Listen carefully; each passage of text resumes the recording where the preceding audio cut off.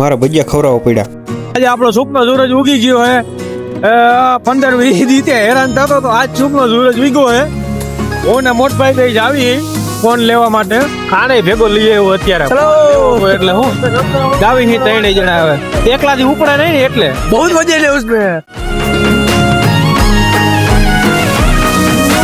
સુખનો સૂરજ ઉગાડી દીધો મારા નાથે, આખી જોતી રહી જાય આપ્યું 4 હાથે.